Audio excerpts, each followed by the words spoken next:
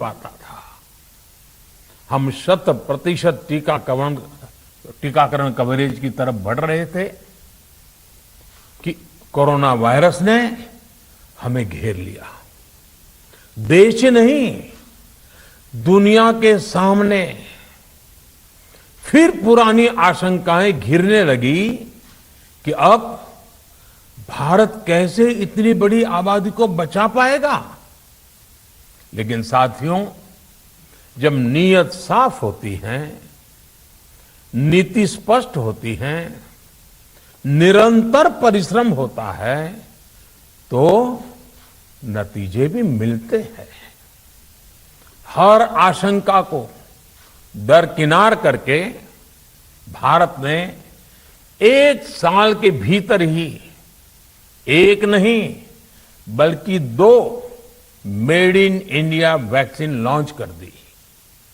हमारे देश ने, देश के वैज्ञानिकों ने ये दिखा दिया कि भारत बड़े बड़े देशों से पीछे नहीं है। आज जब मैं आपसे बात कर रहा हूं तो देश में 23 करोड़ से ज्यादा वैक्सीन की डोज दी जा चुकी है। 23 करोड़। साथियों, हमारे यहां कहा जाता है, विश्वासेन सिद्धिः, विश्वासेन सिद्धिः, अर्थात हमारे प्रयासों में हमें सफलता तब मिलती है जब हमें स्वयं पर विश्वास होता है। हमें पूरा विश्वास था कि हमारे वैज्ञानिक बहुत ही कम समय में वैक्सीन बनाने में सफलता हासिल कर लेंगे। इसी विश्वास के चलते जब हमारे वैज्ञानिक अपना रिसर्च वर्क कर ही रहे थे, तभी हमने लॉजिस्टिक्स और दूसरी तैयारियां शुरू कर दी थी। आप सब भली भांति जानते हैं कि पिछले साल, यानी 1 साल पहले, पिछले साल अप्रैल में जब कोरोना के कुछ ही हजार केस थे, उसी समय वैक्सीन टास्क फोर्स का गठन कर दिया गया था। भारत के लिए वैक्सीन बनाने वाली कंपनियों को सरकार ने हर तरह से सपोर्ट किया। वैक्सीन निर्माताओं को क्लिनिकल ट्रायल में मदद की गई।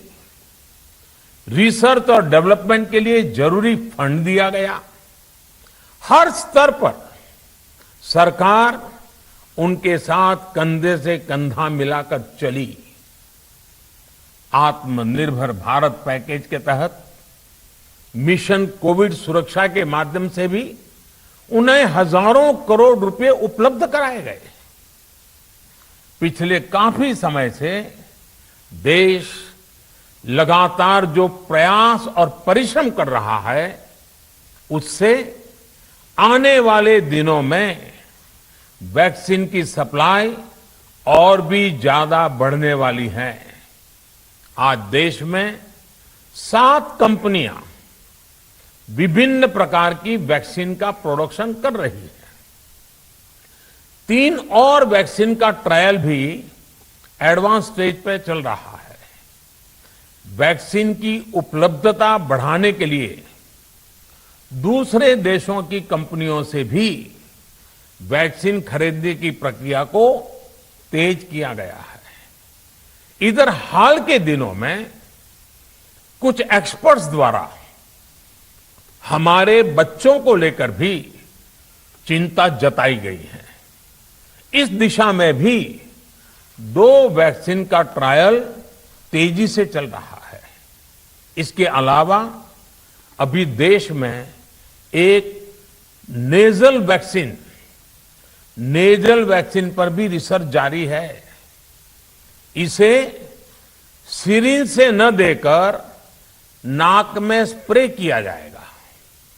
देश को अगर निकट भविष्य में इस वैक्सीन पर सफलता मिलती है, तो इससे भारत के वैक्सीन अभियान में और ज्यादा तेजी आएगी। साथियों, इतने कम समय में वैक्सीन बनाना अपने आप में पूरी मानवता के लिए बहुत बड़ी उपलब्धि है, लेकिन इसकी अपनी सीमाएं भी हैं। वैक्सीन बनने के बाद भी दुनिया के बहुत कम देशों में वैक्सीनेशन प्रारंभ हुआ और ज्यादातर समृद्ध देशों में ही शुरू हुआ। WHO ने वैक्सीनेशन को लेकर गाइडलाइंस दी।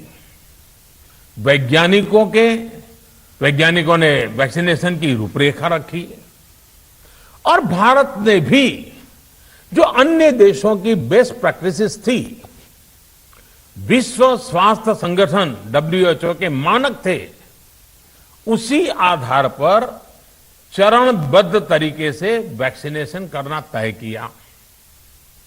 केंद्र सरकार ने मुख्यमंत्रियों के साथ हुई अनेकों बैठकों से जो सुझाव मिले, संसद के विभिन्न दलों के साथियों द्वारा जो सुझाव मिले, उसका भी